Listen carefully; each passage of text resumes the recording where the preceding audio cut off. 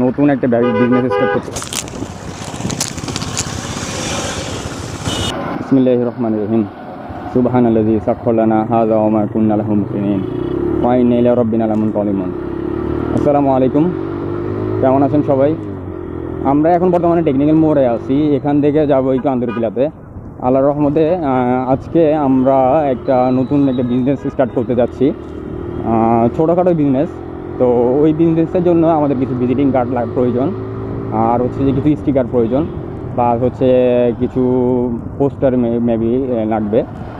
তো এই poster, visiting card আর হচ্ছে যে আপনার এই স্টিকার নেওয়ার জন্যই মূলত হচ্ছে যাওয়া। আগে একটু তেল নিতে হবে, কারণ হচ্ছে যে আমি তো গরিব রাইডার, বুঝতেই হবে আমার তেল গাড়িতে থাকে না। সরি, আমি যদি একটু গরিব রাইডার, তেল হচ্ছে যে আমার গাড়িতে থাকে না, কারণ একটা কথা আছে। আচ্ছা, আগে একটু তেল নিই, তারপরে কথা বলি। ইয়া টাকা দে, মোবাইল দিয়ে ফেলে দেন দে, লই যাও।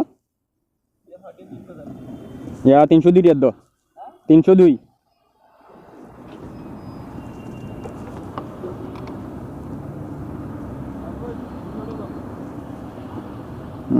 বৃষ্টি আসতেছে।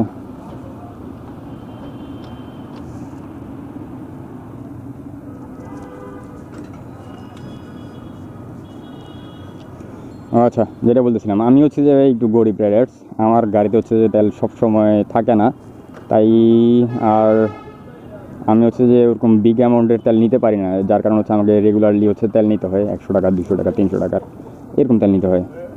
আচ্ছা, তো আবার শুরু করি, চলেন।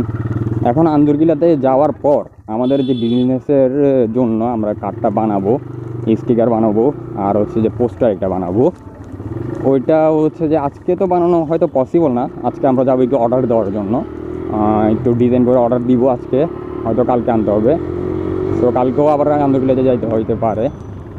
এখন আন্দরকিল্লাতে যে যাবো, আপনাদেরকে হচ্ছে যে আমার কিছু লোগো রাইটস দেখাবো, লোগো রাইটস দেখাবো, আর লোগো রাইটস দিয়ে হচ্ছে যে আন্দরকিল্লাতে যাবো। লোগো রাইটস যে দিব, ফ্লাইওভার হচ্ছে যে জ্যাম। আচ্ছা, জ্যামের ভিতরে চলেন ট্রাই করি। বিসমিল্লাহ।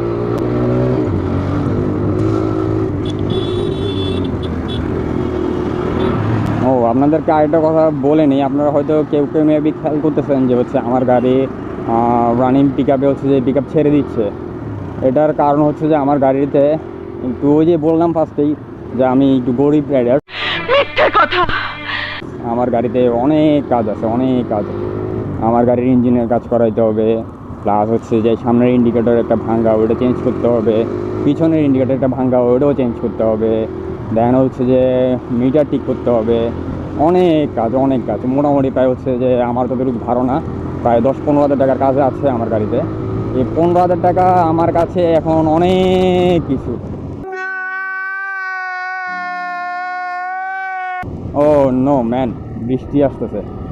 বৃষ্টিতে বাইক চালানোটা আরেক পেইনফুল একটা জিনিস, কারণ পুরো ভিজতে হয়, ঠান্ডা লাগে, পুরো শীতের মতো একটা ফিল।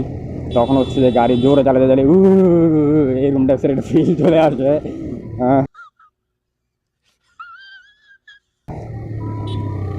এই বৃষ্টিতে। আচ্ছা, আরেকটা কথা, আমরা আন্দরকিল্লা থেকে চিন্তা করছি একটু সি বিচের দিকে যাবো আজকে। আগে আন্দরকিল্লাতে যাই, দেন ওখান থেকে কাজ শেষ করে দেখি কতটুকু সময় আমাদের হাতে থাকে, দেন হচ্ছে যে যদি দেখি যে প্রপার সময় আছে তাহলে সি বিচের কাছে যাবো। সিএনজিওয়ালাগুলো না আসলে মানে খাড়া চাপ দিবে, কি এক অবস্থা।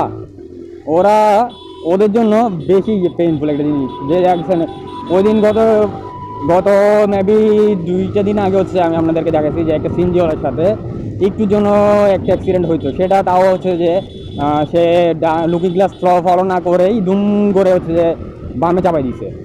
আর অবশ্য বামে চাপাই দিছে, তার দোষ ছিল না, দোষ তারও ছিল না, আমারও ছিল না, কারণ আমি ঠিকই ছিলাম।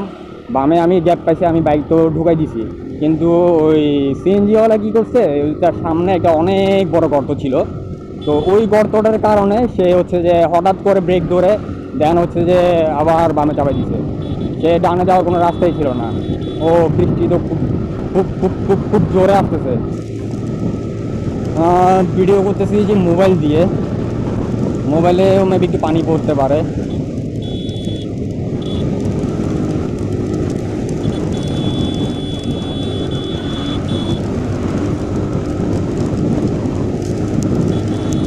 আর আগের ভিডিওতে আমি আপনাদেরকে বলছি যে কন্ট্রোলের বাইরে বাইক চালাবেন না।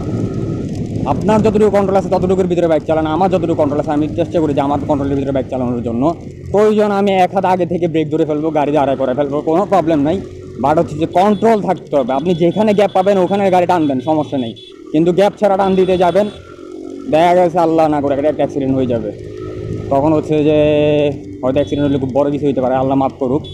আল্লাহর কাছে হচ্ছে যে আমি দোয়া করি যাতে হচ্ছে যে প্রত্যেকটা রাইডার তার হচ্ছে যে কন্ট্রোলের ভিতরে বাইক চালায় এবং হচ্ছে যে আপনার অ্যাক্সিডেন্ট যাতে না হয়।